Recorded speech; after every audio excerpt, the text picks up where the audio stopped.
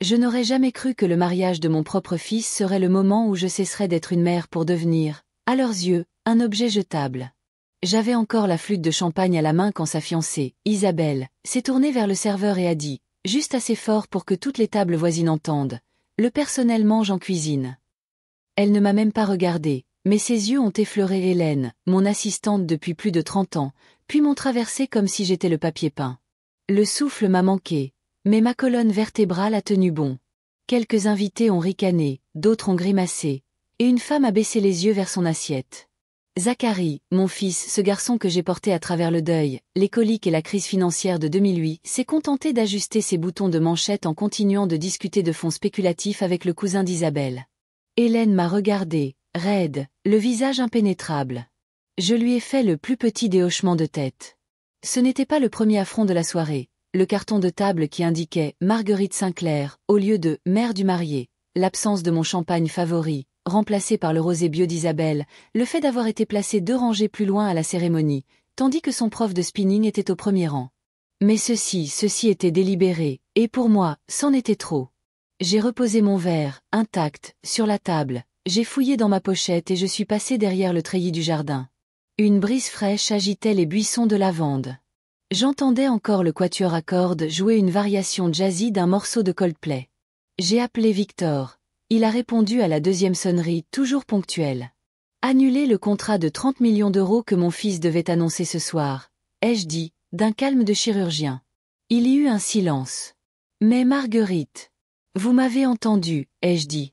C'était à moi de le donner, et maintenant, c'est à moi de le garder. Victor n'a pas demandé pourquoi. Il ne le fait jamais. C'est pour ça que je lui fais confiance. Compris. J'informe le conseil d'administration immédiatement. J'ai raccroché.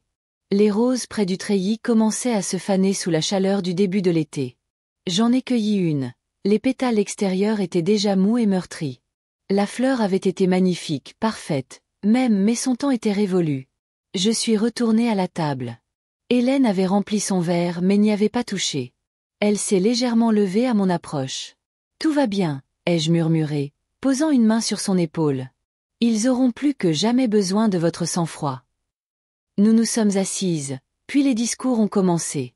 Zacharie s'est levé, tapotant son verre, et la foule s'est tue. « Je veux juste remercier tout le monde d'être venu », a-t-il dit, son sourire éblouissant sous les lumières du jardin. « Et surtout ma mère, Marguerite. » Je l'ai vue hésiter. Mon nom a atterri comme une fourchette qu'on laisse tomber. Il s'attendait à des applaudissements. Il a eu le silence. Même le quatuor s'est arrêté. J'ai penché la tête, juste assez pour croiser son regard.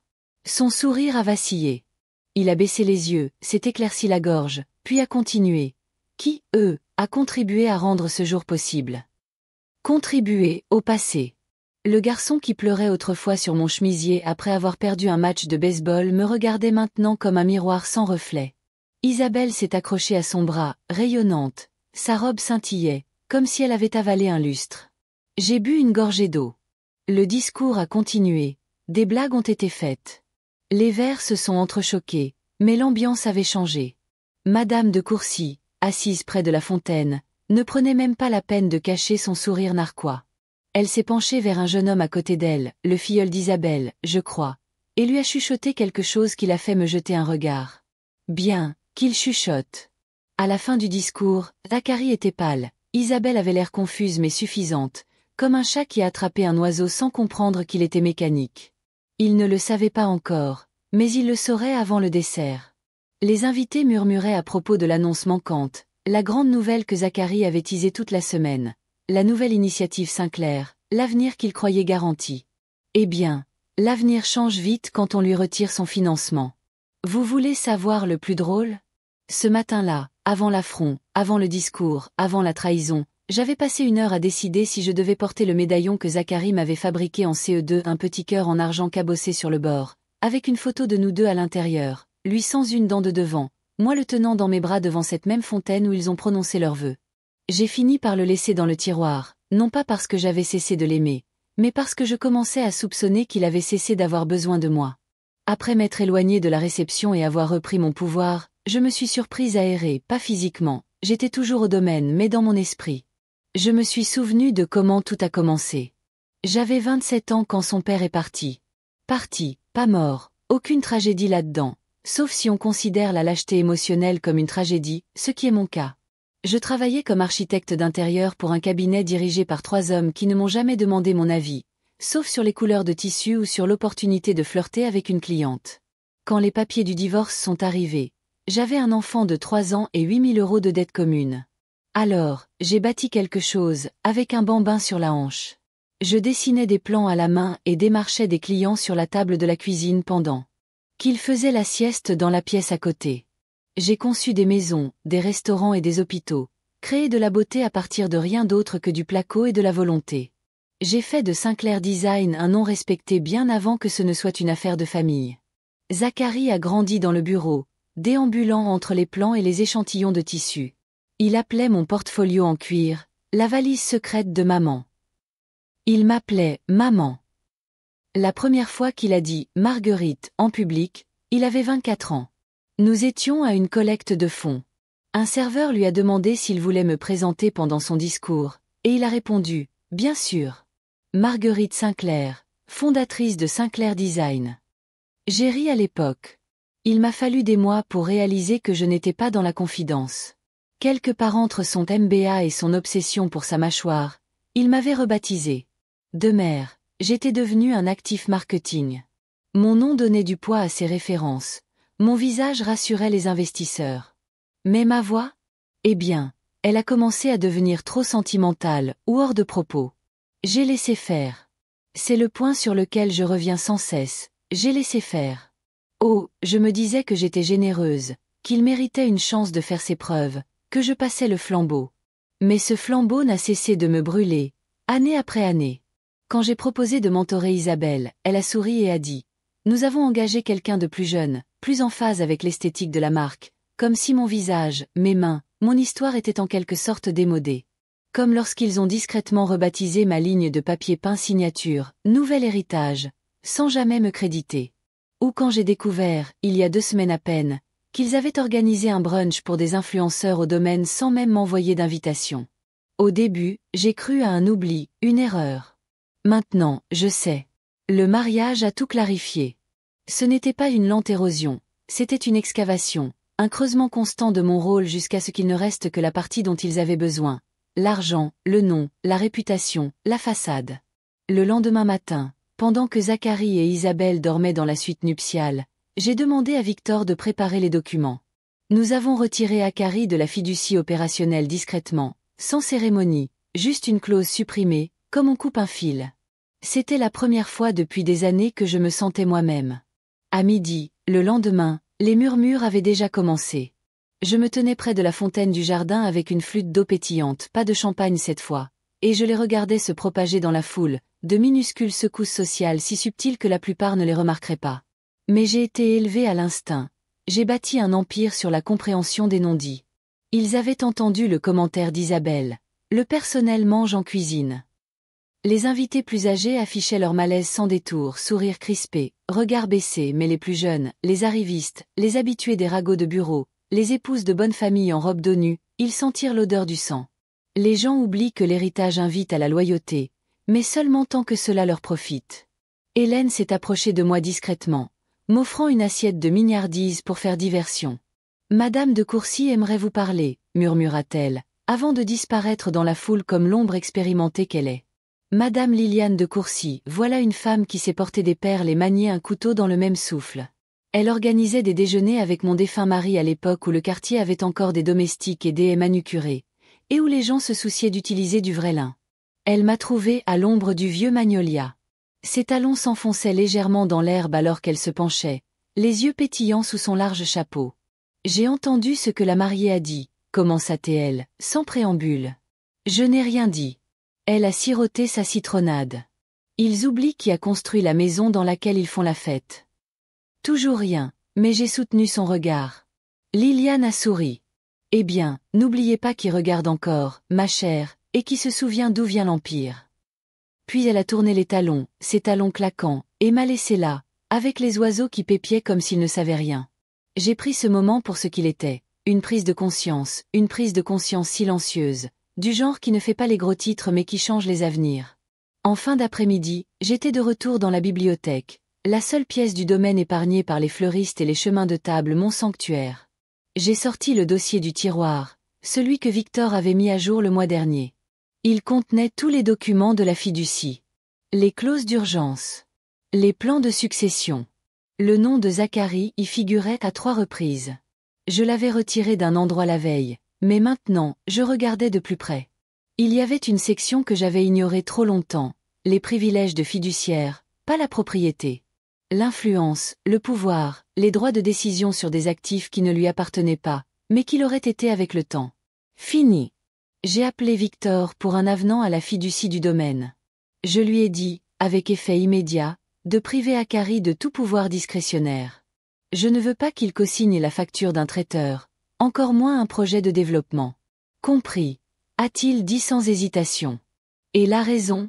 La trahison, ai-je dit, tant dans le ton que dans le contenu. Il y eut un silence. Puis, je le ferai déposer avant minuit. J'ai raccroché et, pour la première fois depuis la cérémonie, je me suis permis de respirer. Vous savez quoi? Les gens oublient que le silence ne signifie pas la reddition. Il signifie l'observation, le calcul, et parfois, la reconquête. Le mariage s'est terminé au crépuscule. Le DJ est passé des playlists soigneusement choisies aux classiques surexploités. Zacharie a refait le tour, serrant des mains comme un politicien, ignorant combien de ses mains le tapotaient plus qu'elle ne le louait.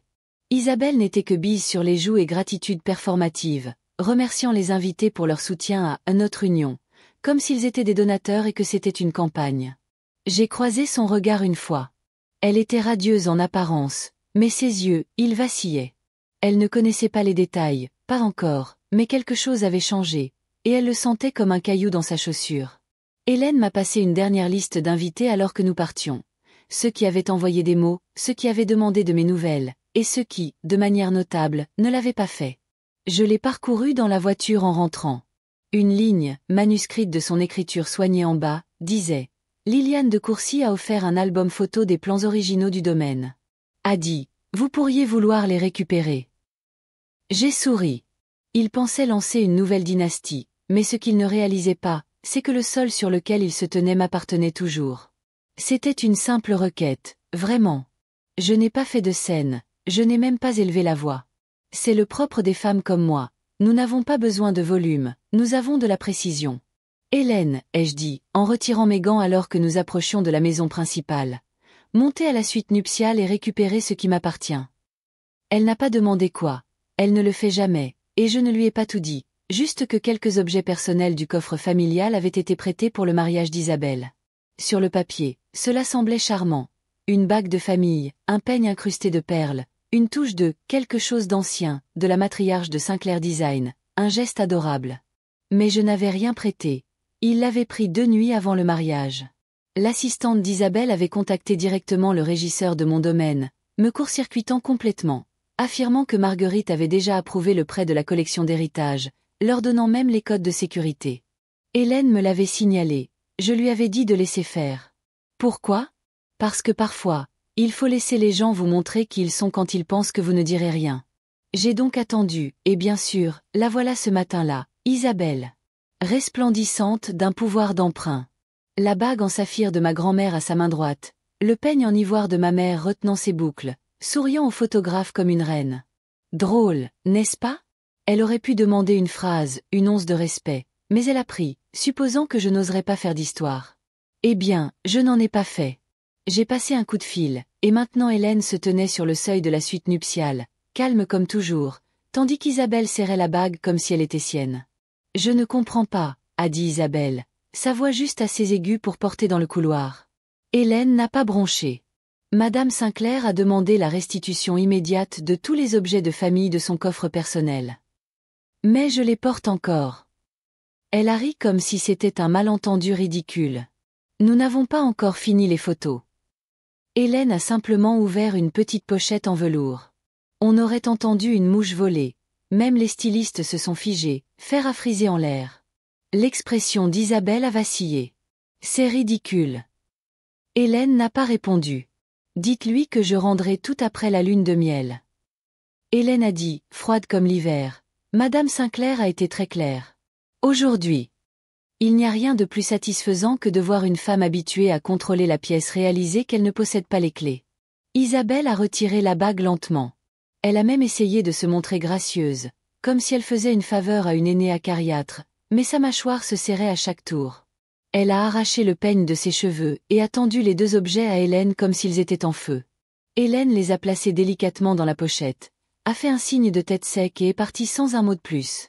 Au moment où nous sommes arrivés à la voiture, elle me l'a tendue. J'ai ouvert la pochette et j'ai caressé la surface froide du saphir. Il brillait à la lumière comme s'il avait retenu son souffle. Cette bague avait survécu à 3 générations de femmes Sinclair, portées dans des salles de conseil, sur des champs de bataille et dans des salles d'accouchement. Ce n'était pas un accessoire pour une story Instagram. Je l'ai glissé à mon doigt, ma bague, ma lignée. Hélène m'a regardé, les yeux doux mais fiers. Je suppose qu'elle pensait que la portée la faisait entrer dans l'histoire.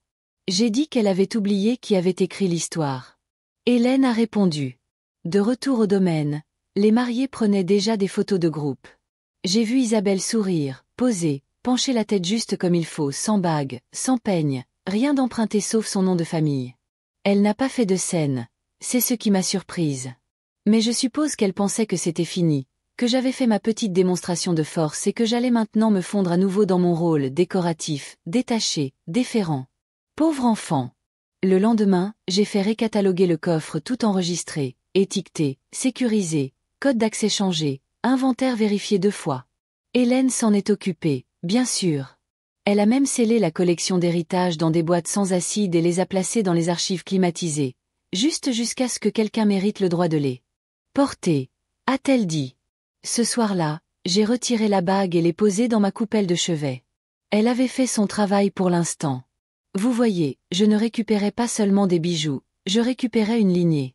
Et Isabelle, elle a peut-être descendu l'allée avec le nom de mon fils, mais elle ne toucherait plus jamais à notre héritage. Ça a commencé avec un tableur, pas une confrontation, pas un cri, juste un tableur envoyé par l'organisatrice du mariage d'Isabelle avec pour objet, confirmation finale des fonds de la liste de mariage et transfert de cadeaux.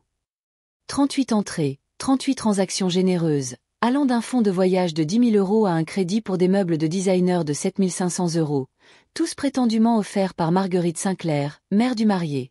Je l'ai lu 2 fois, je n'avais rien autorisé de tout cela. Vous voyez, il supposait que l'argent coulerait à flot comme le champagne. Il supposait que le nom Sinclair n'était pas seulement une source de fierté, mais un robinet qu'ils pouvaient ouvrir librement, discrètement, automatiquement. Ce qu'ils avaient oublié, c'est que j'ai bâti ma fortune sur les détails, et que je lis chaque ligne. Hélène, ai-je dit dès qu'elle est entrée, combien de ces transferts ont été effectués? Elle s'est penchée sur mon épaule, a scanné le document avec la précision d'un neurochirurgien. 3 jusqu'à présent, a-t-elle dit. Les autres sont en attente. J'ai hoché la tête, pris le téléphone et appelé Victor. Je veux un blocage sur tous les transferts sortants liés au mariage, ai-je dit. Immédiat, en citant des divergences administratives.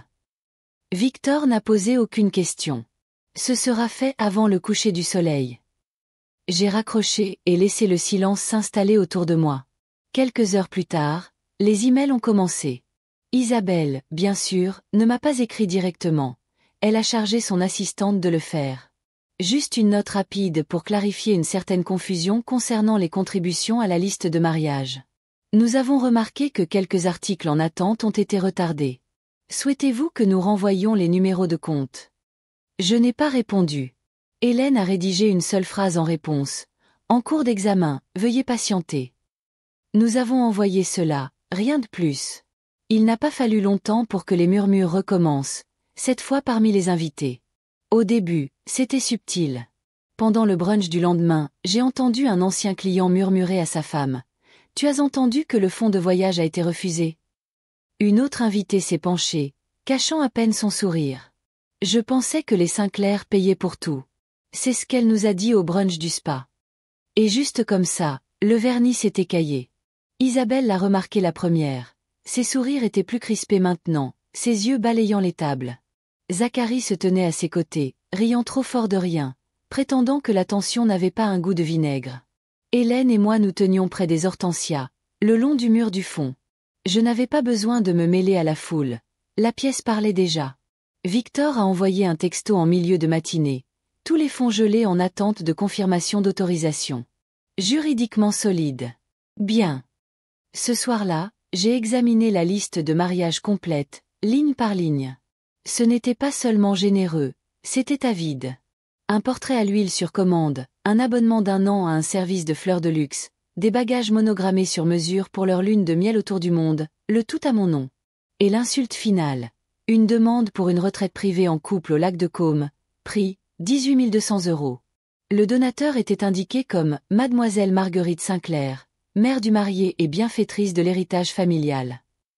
Bienfaitrice de l'héritage familial, c'est à ça qu'il m'avait réduite. Pas une personne, une source de financement, un slogan. Le lendemain matin, j'ai demandé à l'équipe financière d'envoyer un message révisé à chaque fournisseur de cadeaux. Notre bureau regrette une erreur administrative dans les récentes dépenses liées à l'événement Sinclair. Tous les cadeaux non autorisés doivent être annulés. Les contributions futures devront être dirigées conformément aux directives mises à jour du domaine. Je pouvais presque entendre le cri d'Isabelle depuis l'autre bout de la ville. Le même jour, Madame de Courcy est passée, disant qu'elle était juste dans le quartier, bien que son chauffeur portât un smoking et que son rouge à lèvres fût étrangement frais pour midi. Elle a siroté mon expresso et m'a étudié avec une admiration non dissimulée. Je vois que l'Empire est toujours bien entretenu, a-t-elle dit, tapotant son ongle manucuré contre la porcelaine. La rumeur dit que la liste de mariage a été ajustée. J'ai souri. Juste un peu de ménage dans les comptes. Madame de Courcy a gloussé, ses perles captant la lumière. Vous leur avez peut-être offert un mariage, mais vous ne leur avez rien donné qu'ils puissent encaisser. Plus tard dans l'après-midi, Akari a appelé. J'ai laissé le répondeur. Il n'avait pas l'air en colère, il avait l'air effrayé. Salut maman, il y a eu une certaine confusion au sujet des transferts. On pensait que tout était organisé comme tu le voulais. Appelle-moi quand tu peux, d'accord ? Je ne l'ai pas fait. Je me suis assise sur le balcon de mon bureau, j'ai regardé le soleil plonger derrière la haie, et j'ai pensé à l'héritage, pas seulement à ce que nous laissons derrière nous, mais à ce que nous retenons. Ils voulaient les avantages de mon nom sans le fardeau de ma mémoire. Eh bien, qu'ils paient leurs propres factures. Je ne sais pas quand exactement Akari et Isabelle ont commencé à me qualifier de stratège, mais quelque part en cours de route, l'amour est devenu une négociation. Et quelque part après ça, j'ai arrêté de donner sans tenir de registre. Alors, quand j'ai retrouvé Victor à son bureau la semaine suivante, je ne portais pas de noir, je portais du bleu marine. Le pouvoir sans le deuil. Il a ouvert lui-même la porte de la salle de conférence, pas d'assistante. C'était son signe, il savait déjà de quoi il s'agissait. Je veux modifier le testament, ai-je dit avant même de m'asseoir. Victor a haussé un sourcil. Zacharie est déjà hors de la structure de contrôle de la fiducie. Vous le voulez entièrement hors du testament ? Non, ai-je dit, en dépliant lentement mon gant. Ce serait trop évident. Je veux qu'il soit éclipsé. Victor s'est adossé, les doigts joints. Je veux que la majeure partie du patrimoine soit redirigée, ai-je continué, vers des programmes de bourse, des subventions au logement, des dotations pour des étudiants en design issus de milieux défavorisés. Et le reste ? J'ai souri. Pour Hélène. Ses lèvres ont tressailli. Bien mérité. Je maintiendrai une petite fiducie pour Zacharie et Isabelle, juste assez pour que personne ne meure de faim, mais largement assez pour qu'ils me croient encore généreuse. Victor a hoché la tête, prenant déjà des notes. Nous avons passé 1 heure à ajuster la structure, à démanteler les os de ce qui aurait été leur filet de sécurité et à les tisser en quelque chose de nouveau, de durable. Je ne l'ai pas fait par dépit, pas vraiment. C'est l'idée fausse que les gens ont des femmes comme moi. Ils pensent que nos limites sont de la vengeance, que notre clarté est de la cruauté. Mais ceci, c'était une protection contre la manipulation, la culpabilité, la longue portée des gens qui sourient en aiguisant le couteau derrière votre dos. Victor a poussé un dossier sur la table. J'ai vu mon propre nom tapé sur la couverture, Marguerite Sinclair, plan de succession révisé. J'avais soutenu Zacharie pendant ses études de droit. Pendant sa première start-up ratée, pour la compte de cette monstruosité surdécorée qu'ils appellent leur maison. Il m'avait dit un jour que je l'étouffais avec ma structure. Eh bien, maintenant je l'avais structurée hors de toute influence. Alors que nous terminions, Victor a hésité. Vous devriez savoir, a-t-il dit, baissant la voix, j'entends des rumeurs sur Isabelle. J'ai scié. Quel genre de rumeurs ? Il a sorti son téléphone et a ouvert un message. Des chuchotements selon lesquels elle envisagerait de faire circuler l'idée d'une grossesse. Opportunément programmée. Aucune confirmation médicale pour l'instant, bien sûr.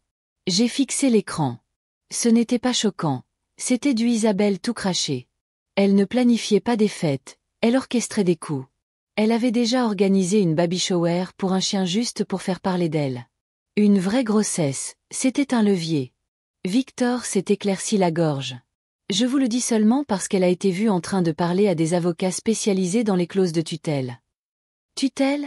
Ai-je demandé, les mots acérés dans ma bouche. Elle pourrait préparer le terrain, a-t-il dit prudemment, vous dépeignant comme imprévisible, potentiellement inapte. J'ai senti mon rythme cardiaque ralentir. Inapte, comme une femme avec trop d'opinion, trop de mémoire, trop de pouvoir. Victor a ajouté doucement, nous avons déjà vu cette tactique, Marguerite. Des matriarches riches déclarées confuses, convaincues de signer des choses qu'elles ne comprennent pas entièrement, déplacées de leur maison pour leur sécurité. Je l'ai regardé, puis j'ai regardé à nouveau le dossier. Puis j'ai pris mon téléphone. Hélène, ai-je dit. Quand elle a décroché, j'ai poursuivi. Organiser un audit complet des archives, numériques, papier, verbal. Chaque conversation que j'ai eue avec Zacharie ou Isabelle au cours de la dernière année qui a touché à l'argent, à la propriété ou à l'accès au domaine. Je veux que ce soit catalogué. Compris, a-t-elle dit immédiatement. Et à l'avenir, ai-je ajouté, pas de réunion privée sans registre de témoins. Aucune exception. Même pour Zacharie. Surtout Zacharie. Nous avons raccroché. Victor m'a versé un thé, un Earl Grey comme toujours, et nous sommes restés assis un moment dans le silence confortable d'une longue amitié. Vous ne planifiez pas seulement, a-t-il dit après un moment. Vous défendez un royaume. Non, ai-je dit doucement, en regardant la vapeur s'enrouler dans l'air. Je me défends d'une famille qui me voit comme un trône sur lequel ils attendent de s'asseoir. Il n'a rien dit, il n'en avait pas besoin. Plus tard dans la nuit, j'ai parcouru les couloirs du domaine et laissé mes doigts tracer les cadres sur le mur. Ma photo de mariage, Zacharie à 6 ans couvert de glaçage, mon premier bureau, l'inauguration de l'entreprise, mon mari tenant un Zacharie bambin sur ses épaules. Toute une vie arrangée comme une exposition de musée. Un héritage, oui, mais plus le leur a hérité. Le brunch d'adieu s'est tenu sous la pergola, où les hortensias blancs ployaient sous leur propre beauté et où la brise sentait légèrement l'eau de rose et la pourriture. Je portais du lin crème, sans bijoux, sans armure, juste de la contenance. Qu'il la sous-estime. Les invités sirotaient des mimosas et grignotaient du saumon fumé, riant plus fort que nécessaire, comme le font les gens quand ils sentent une tension mais ne veulent pas la nommer. Isabelle flottait entre les tables, tout en soie pastel et en sourire. Si je n'avais pas su, j'aurais pu croire qu'elle était radieuse. Mais je sais, c'est la malédiction de l'expérience. On voit quand une femme vend quelque chose, et ma chère Isabelle était en tournée marketing. Zacharie se tenait près de la fontaine de champagne, la mâchoire serrée, riant faussement avec un ami de la finance dont je n'ai jamais pris la peine de retenir le nom. Il ne s'est pas approché de moi, pas une seule fois. Ça ne me dérangeait pas, j'attendais mon heure. Vers la fin du brunch, le DJ a coupé le jazz et a demandé l'attention de tous. Un micro a été passé. Isabelle a fait signe à Zacharie de le prendre. À la place, je me suis levée. Il y eut une brève bousculade. Quelqu'un a laissé tomber une fourchette. Zacharie a paru surpris, et le sourire d'Isabelle a tressailli. Juste un mot. Je ne vous retiendrai pas longtemps, ai-je dit, la voix claire et chaude, comme si rien au monde ne s'effondrait. Je veux juste remercier tous ceux qui ont voyagé jusqu'ici, qui se sont tenus sous le soleil d'été, et qui ont porté un toast à ce nouveau chapitre de notre famille. Il y eut des hochements de tête, des applaudissements discrets. Mais je veux aussi dire quelque chose sur l'héritage. Là, ils se sont penchés. L'héritage ne se construit pas sur des photographies, ai-je dit, me tournant légèrement vers le montage encadré sur le chevalet. Photos de fiançailles, clichés de vacances, ces horribles portraits filtrés sur lesquels Isabelle insistait pour leur donner un air intemporel. Il ne se construit pas sur la richesse, les listes de mariage ou les monogrammes assortis. J'ai marqué une pause. L'héritage se construit sur l'amour, un amour discret, sans fioriture, incommode. Le genre qui se présente après la chimio, le genre qui se souvient de votre tarte préférée, le genre pour lequel vous n'avez pas à passer une audition. On aurait entendu une mouche voler, même les cigales semblaient s'être tues. J'ai alors souri, pas gentiment, mais pleinement. Et s'il y a une chose que j'ai apprise, c'est que l'héritage n'est pas ce que vous laissez derrière vous. C'est qui garde votre nom en sécurité dans sa bouche. J'ai levé mon verre à la vérité, et à quiconque l'a dit quand vous n'êtes pas dans la pièce. Il y eut un long silence avant que les applaudissements ne commencent. Madame de Courcy a applaudi la première, puis Hélène, puis quelques autres ont suivi, hésitant mais assez fort. Le visage de Zacharie était figé dans ce masque que portent les hommes lorsqu'ils essaient encore de calculer s'ils viennent d'être insultés. Isabelle se tenait parfaitement immobile, tenant son mimosa comme une arme qu'elle avait oublié comment utiliser. J'ai posé mon verre et je suis partie, pas de façon dramatique, juste délibérément, comme une femme qui sait exactement où elle va et ne demande plus la permission pour y arriver. Hélène m'a rattrapée près du treillis de roses. « Eh bien, dit-elle légèrement, ça sera dans les pages mondaines avant le dîner. » Je lui ai tendu ma pochette. « Bien, qu'ils impriment la vérité pour une fois. » Elle a jeté un regard en arrière. Zacharie ressemblait à un homme essayant de compter des grains de sable, Isabelle à quelqu'un essayant d'allumer une allumette dans le vent. Nous n'avons pas ri, parce que ce n'était pas drôle, pas vraiment. C'était juste honnête. Ce soir-là, j'ai trouvé une enveloppe glissée sous la porte de mon bureau, sans écriture, sans timbre. À l'intérieur, une seule carte de correspondance, monogrammée. Tu n'étais pas obligé de nous humilier. Pas de signature, mais la police criait Isabelle. Je l'ai brûlée dans la cheminée, puis j'ai écrit une lettre à mon tour à Victor, détaillant ce qui venait de se passer, l'enregistrant, le cataloguant, gardant la vérité en lieu sûr. Parce que c'est ça, le véritable héritage, pas seulement ce dont vous vous souvenez, mais ce que vous enregistrez. J'ai tout entendu. Les murs n'étaient pas aussi épais qu'ils le pensaient. Une fois les invités partis et le personnel ayant commencé à débarrasser les flûtes de cristal et à ramasser les serviettes en lin pliées en cygne, je me suis dirigée vers le couloir et pour récupérer mon châle. Mes os me font mal quand le soleil se couche, peu importe la chaleur de la journée. Une vie en talons fait ça à une femme. Je me suis arrêtée sur le palier du premier étage, juste devant la suite nuptiale. La porte était entr'ouverte d'un centimètre, les voix à l'intérieur, vives et familières. Tu avais dit qu'elle serait prévisible, cingla Isabelle. Tu avais dit qu'elle ferait son numéro de matriarche gracieuse et se laisserait faire comme toujours. La voix de Zacharie suivit, plus basse mais froide. Eh bien, ce n'est manifestement pas le cas, et maintenant la moitié de nos invités pensent qu'on ne peut pas se payer notre propre lune de miel. Une pause, puis Isabelle à nouveau, sont-on plus bas maintenant, plus acérés? Combien de temps devrons-nous faire semblant de la tolérer? Mon estomac s'est noué, mais je n'ai pas bougé. Zacharie a soupiré. Juste assez longtemps pour qu'elle fasse un faux pas. Elle a presque 75 ans. Tout ce dont nous avons besoin, c'est d'une déclaration confuse enregistrée, un médicament oublié, quelque chose que nous pourrons montrer à un juge. Les mots ont frappé comme un deuxième couteau. Pas une trahison d'affection cette fois, mais une trahison d'intention. Elle ne va rien nous donner sur un plateau, dit Zacharie. Isabelle rétorqua. Alors tu vas devoir le prendre. Elle me fait confiance, murmura-t-il. Elle l'a toujours fait.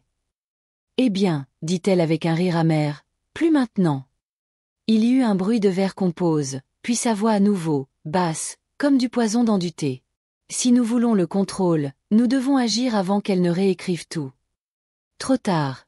J'avais déjà tout réécrit. Je suis restée là, immobile, sans respirer, jusqu'à ce que leur voix s'estompe et que j'entende la porte se fermer. Alors j'ai fait demi-tour, je suis retournée calmement à mon bureau et j'ai récupéré le petit enregistreur vocal que je gardais pour la dictée. Hélène l'avait glissé dans ma pochette après le brunch, juste au cas où. Elle avait toujours 2 coups d'avance, même sur moi. Je n'ai pas pleuré, j'ai enregistré ma déposition, parlant lentement et clairement, l'heure, le lieu, le contenu de la conversation. Je l'ai signé et daté. Hélène l'a contresignée. Victor l'a reçu dans une enveloppe scellée dans l'heure. Une preuve à ne pas utiliser aujourd'hui, ni demain, mais un jour, si nécessaire, elle suffirait. Je me suis versé un verre de vin après le départ d'Hélène, pas mon pinot habituel, quelque chose de plus sombre, un merlot. Je l'avais ouvert une fois pour la remise de diplôme de Zacharie. Je me souviens qu'il l'avait détesté. À l'époque, il le trouvait trop amer. Eh bien, j'y avais pris goût. Je me suis assise dans le fauteuil à haut dossier de mon salon privé, celui que Jacques avait choisi à Florence quand il croyait encore qu'un fauteuil pouvait réparer un dos, et j'ai laissé la vérité s'installer. Il n'attendait pas seulement que je meure, il planifiait comment me pousser. Ce soir-là, je n'ai pas dormi. J'ai écouté le silence entre les pièces, le vent contre les volets, les derniers mots que mon fils a prononcés sans savoir que j'écoutais. Juste une déclaration confuse enregistrée. Voilà ce que j'étais pour lui maintenant, une vulnérabilité à documenter, un passif à exploiter. On ne se remet pas d'entendre ça. On change. J'ai regardé le portrait au-dessus de la cheminée, celui de Zacharie à 9 ans, portant son uniforme de baseball et souriant comme si le monde était encore pur. J'ai murmuré au portrait. J'ai élevé un garçon qui est devenu ça. Puis j'ai sorti l'enveloppe avec les codes d'accès de secours de la fiducie et je les ai déplacés. Nouvelle banque, nouvelle structure, nouvelle contingence. Hélène et Victor en ont reçu des copies, mais pas la famille, plus maintenant. Le deuxième couteau ne m'a pas fait saigner. Il m'a fait voir. La beauté de la haute société, ma chère, c'est que sa loyauté n'est qu'une façade.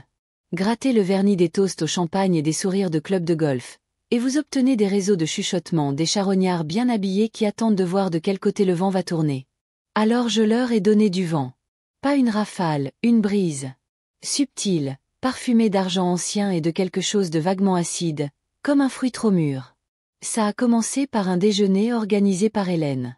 C'était discret, choisi 6 femmes que je connaissais depuis des décennies, des épouses d'architectes, de doyens, de mécènes, le genre de femmes qui n'ont pas besoin qu'on leur dise qu'une tempête approche, elles la sentent dans le linge de maison.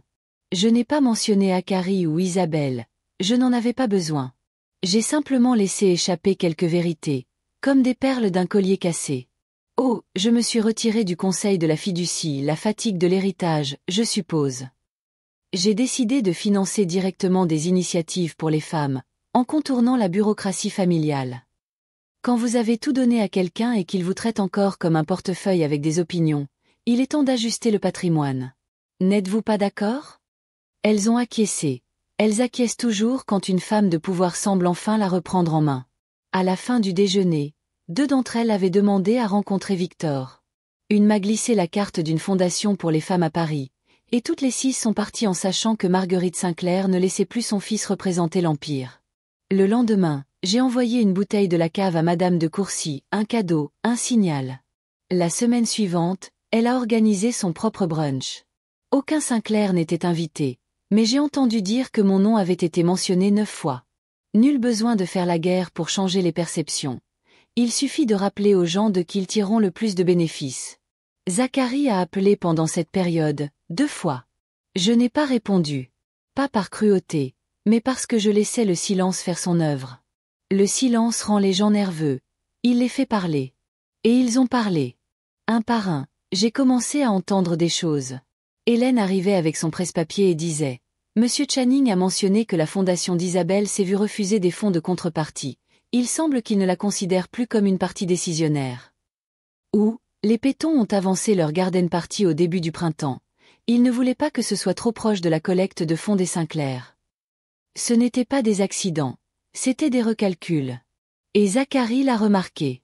Lors de la réunion trimestrielle du conseil, la première que je manquais en 12 ans, il l'a mentionné officiellement. « Je suis préoccupé par l'image », a-t-il dit, tripotant son stylo man blank comme si c'était un radeau de sauvetage. Il y a eu une confusion sur la direction. Certains de nos donateurs sont incertains. Victor, assis 2 chaises plus loin, l'a regardé droit dans les yeux et a dit « C'est la conséquence de se tenir dans l'ombre de quelqu'un. On ne sait jamais quand la lumière va changer. Quelle forme la vôtre dessinera-t-elle » Zacharie n'a pas répondu. J'ai bu un verre de vin ce soir-là, seul. Pas pour célébrer, cependant. Il y avait de la satisfaction, mais c'était parce que pour la première fois depuis des mois, je me sentais stable. La vengeance n'était plus le but. La reconquête l'était. Mon identité avait été enfouie sous des titres trop longtemps. Mère, veuve, fondatrice, bienfaitrice. Maintenant, j'étais Marguerite, et Marguerite n'avait à justifier rien du tout. Hélène et moi avons mis à jour l'annuaire interne de Sinclair Design plus tard cette semaine-là. Le titre de Zacharie est resté le même, mais le mien? Fondatrice émérite. Sans numéro de transfert. Qu'ils envoient leurs questions dans le vide. Ils ont toujours cru que l'entreprise était à lui. C'est la blague, en fait. Que Zacharie, avec ses costumes sur mesure et ses cheveux savamment décoiffés, était l'architecte du succès de Sinclair Design. Mais Zacharie n'a jamais rien construit. Il a hérité d'un échafaudage et a appelé ça de la vision. Alors je lui ai montré ce que ça faisait quand l'échafaudage glissait. Ça a commencé avec le portefeuille fantôme. C'est comme ça que Victor et moi l'appelions toujours, les participations discrètes, les investissements que j'avais faits au fil des décennies. Beaucoup au nom de Sinclair, d'autres dans des fiducies aveugles, immobilier, société écran, droit de licence, brevet dormant. Pas glamour, pas digne des gros titres, mais solide, rentable, et entièrement contrôlé par moi. Zacharie n'en avait aucune idée. Pour lui, ce n'était que des chiffres sur un bilan, des succès qu'il paradait aux réunions du conseil sans jamais demander d'où ils venaient. Alors, un mardi matin, devant un café et des toasts au citron, j'ai commencé à céder mes parts. Pas tout d'un coup, juste assez pour créer une secousse. Un groupe hôtelier de charme que nous avions discrètement soutenu a vendu son accord de licence avec l'entreprise de textile scandinave. J'ai réattribué les droits de marque longtemps dormants de la collection Héritage Sinclair, autrefois destinée à être le projet fétiche d'Isabelle, racheté en totalité par une association à but non lucratif que j'ai fondée le jour même. À la fin de la semaine, un tiers des succès de Zacharie s'était évaporé, et personne ne pouvait remonter jusqu'à moi. Parce que c'est le propre des fantômes, ils hantent mieux quand ils sont invisibles. Victor m'a appelé ce vendredi-là, la voix froide et impénétrable. Votre fils a demandé une réunion avec le conseil pour discuter des irrégularités dans le portefeuille. Dois-je vous prévoir? Non, ai-je dit. Laissez-le expliquer le château de cartes sans moi. Hélène et moi nous sommes assises dans le jardin cet après-midi-là, sirotant du thé glacé. Les camélias fleurissaient trop tôt, toujours un signe de faux printemps. Il a appelé 2 fois aujourd'hui, a-t-elle dit, jetant un œil à son téléphone. A laissé un message vocal. Veut, je cite, clarifier tout malentendu. Je ne suis pas confuse, ai-je répondu.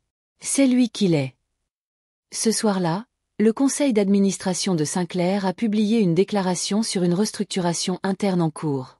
La presse l'a à peine remarqué, mais les cercles qui comptaient l'ont fait. Le nom de Zacharie a cessé d'apparaître sur les prospectus de collecte de fonds. Une réunion de partenariat qu'il devait animer au Conseil du Design a été annulée sans raison publique. L'empire ne s'était pas effondré, mais il avait été taillé, proprement, chirurgicalement, et Zacharie saignait d'endroits qu'il ne pouvait pas voir. J'ai reçu une lettre 2 jours plus tard, manuscrite. Ça m'a surprise. Mère, je ne comprends pas ce que tu fais. J'ai travaillé si dur pour garder cette famille forte, pour honorer ce que tu as bâti. Je sais qu'Isabelle a fait des erreurs, mais elle essaie. Nous essayons. Pourquoi nous exclus-tu de tout? S'il te plaît, parlons. J'ai fixé la page. Travaillé si dur. Il était entré dans une structure bâtie sur mon dos et avait décidé de redécorer. Et maintenant que les lumières vacillaient, il demandait pourquoi les fondations tremblaient. Hélène m'a trouvé avec la lettre sur les genoux et un regard lointain. Ça va? A-t-elle demandé.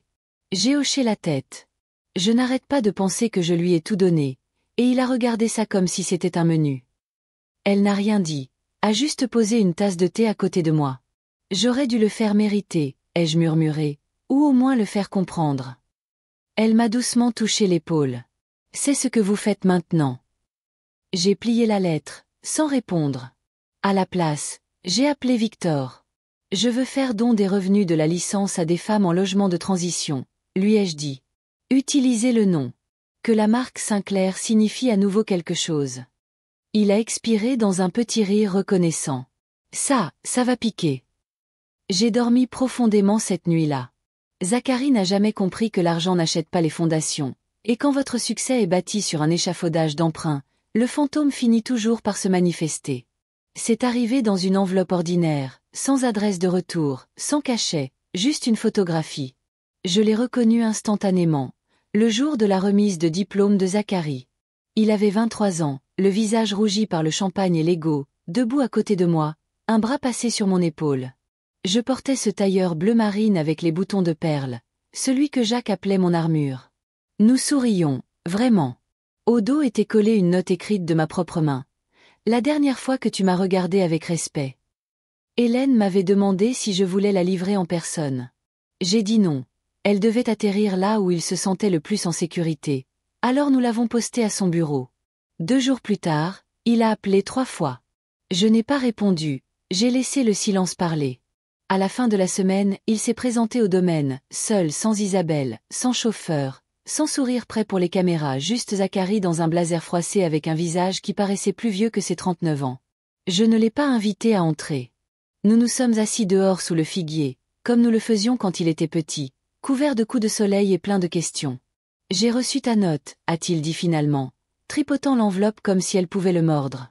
J'ai hoché la tête. Je la méritais. Silence à nouveau. Il a pris une profonde inspiration. Tu crois que je ne sais pas que j'ai tout gâché? Que je l'ai laissé te parler de haut? Que je suis restée là sans dire un mot? Je déteste cette version de moi, maman. Je ne l'ai pas corrigée, car il ne détestait pas cette version. Il détestait qu'elle ait des conséquences. Je voulais juste construire quelque chose, a-t-il dit, être quelqu'un. Tu étais quelqu'un, ai-je dit doucement, bien avant les sièges au conseil et les chaussures de créateur. Tu étais à moi. Il a dégluti. Je le sais maintenant. C'est ça le problème, ai-je dit. Tu le sais maintenant, après tout? Il a baissé les yeux sur ses mains. Tu me manques, a-t-il dit. J'ai regardé vers le jardin où mes camélias commençaient à se faner au soleil. Manquer à quelqu'un ne signifie pas qu'on le récupère, ai-je dit. Il a hoché la tête une fois. Je ne suis pas venu pour demander quoi que ce soit, a-t-il dit. Ni argent, ni accès. Je ne voulais juste plus être un fantôme. Pendant un instant, j'ai failli m'adoucir, mais je me suis souvenu de l'enregistrement, de sa voix dans cette pièce. Juste une déclaration confuse enregistrée. Je me suis souvenu qu'il n'était pas là parce qu'il s'était réveillé avec un changement de cœur. Il était là parce que le sol sous ses pieds s'était effondré. Tu sais ce qui fait le plus mal? Ai-je demandé. Ce n'est pas l'argent, ce ne sont pas les votes du conseil, ni les documents du domaine, ni cette maudite bague de famille. Il m'a regardé. C'est de savoir que j'ai élevé un fils qui est resté à côté d'une femme pendant qu'elle se moquait de moi, qui m'a regardé être effacé un moment public à la fois, et qui n'a rien fait. Sa voix s'est brisée. Je ne pensais pas que tu t'en soucierais. C'était la blessure fatale. Tu pensais que je ne ressentais rien. Je pensais que tu continuerais juste à être forte. Ah, la voilà. Je me suis alors levée, lentement, prudemment. Pas par colère, mais par finalité. Je suis forte, ai-je dit. C'est pourquoi je ne suis plus en colère. Il a scié. J'en ai fini, ai-je dit. Ce n'est pas de la rage, c'est la paix. Il s'est levé aussi, comme un homme se réveillant en retard pour un train qu'il ne peut pas attraper. Je suis désolé, a-t-il répété. J'ai hoché la tête, et je l'ai cru. Puis je l'ai regardé dans les yeux et j'ai prononcé la dernière vérité à laquelle il ne s'attendait pas. Mais désolé n'est pas une porte, c'est un miroir. Il est parti sans un autre mot, et je suis restée sous le figuier, laissant la lumière de l'après-midi tomber à travers les feuilles comme un souvenir. La cicatrice n'était pas silencieuse. Elle avait juste cessé de supplier d'être vue. Je n'ai pas organisé de conférence de presse. Je n'ai pas convoqué de réunion du conseil. Je n'ai même pas prévenu la famille. Je suis simplement partie un vendredi matin, avant le lever du soleil. Hélène et moi avons vidé mon bureau, 42 ans d'échantillons de design, de récompenses, de registres et de lettres, soigneusement archivés dans des boîtes marquées « Héritage, privé ». La seule chose que j'ai laissée derrière moi était une plaque en laiton sur la porte qui disait « Marguerite Maggie Sinclair, fondatrice, au passé ». Hélène m'a tendu la dernière enveloppe. À l'intérieur se trouvait le communiqué de presse que Victor avait rédigé, exactement comme je le voulais. Après des décennies de leadership, Marguerite Sinclair se retire officiellement de son rôle au sein de Sinclair Design. Elle poursuivra son travail à travers l'initiative Sinclair, une fondation philanthropique soutenant les femmes dans le design, l'éducation et l'entrepreneuriat. Aucune mention de Zacharie, aucune mention de la famille, juste moi et l'avenir que je choisissais. L'appel est arrivé juste après 9 heures. Hélène et moi organisions le coin lecture dans mon nouveau cottage, un espace ensoleillé au bord du lac où le silence n'était pas suspect et où chaque craquement venait de la maison qui se tassait, pas des gens qui complotaient. Mon portable a sonné. Je n'ai pas reconnu le numéro. Hélène a haussé un sourcil. Tu veux que je filtre? J'ai secoué la tête. Je sais qui c'est. Et j'avais raison. Salut maman. La voix de Zacharie était rauque, fatiguée. On peut parler. J'ai attendu. Je sais que je l'ai déjà dit, mais je le pense cette fois. Je suis désolée pour tout, pour Isabelle, pour ne pas t'avoir protégée, pour t'avoir donné l'impression que tu n'étais qu'un bien dont nous attendions d'hériter. J'ai regardé par la fenêtre. Le lac était lisse et immobile, pas une ride. Il a continué. J'ai paniqué. D'accord? L'entreprise, elle m'échappait. Et je ne savais pas quoi faire. Je pensais avoir le temps. Je pensais que tu serais toujours là pour arranger les choses. Je ne m'attendais pas à ce que tu partes, tout simplement. C'était ça le problème. Ils ne s'attendent jamais à ce qu'on parte. J'aimerais te voir, a-t-il dit doucement. Pas pour demander quoi que ce soit, juste pour parler. Juste nous. J'ai dit oui, parce que j'avais besoin de voir la forme de son visage quand il ne se cachait pas derrière le sourire d'Isabelle ou les projecteurs de la salle de conseil. Nous nous sommes retrouvés dans un parc à mi-chemin entre le cottage et ce qui était autrefois notre ville. Il avait l'air plus vieux, plus mince, ce genre de minceur qui n'est pas une question de poids. C'est la certitude qui s'échappe d'un homme. Le genre de minceur qui arrive quand l'échafaudage s'effondre enfin. Merci, a-t-il dit, d'avoir accepté de me voir. J'ai hoché la tête, laissant le vent combler l'espace. Je veux juste que tu saches que je n'attends rien, a-t-il dit. Ni propriété, ni titre, ni pardon. J'ai penché la tête. Alors quoi? Je veux recommencer à zéro. J'ai les étudié. Non, ai-je dit doucement. Tu veux rembobiner. Il a scié. Quelle est la différence? Recommencer à zéro signifie avancer et construire quelque chose de nouveau. Rembobiner signifie que tu veux effacer les dégâts sans vivre le nettoyage. Il n'a rien dit. Tu as eu tellement de chance de me protéger, ai-je continué. My Doctor De dire quelque chose quand Isabelle m'a rabaissé, quand elle a tordu notre histoire pour en faire son récit, quand tu es resté silencieux pendant qu'elle se moquait des mains qui t'ont élevé. Je ne pensais pas que ça.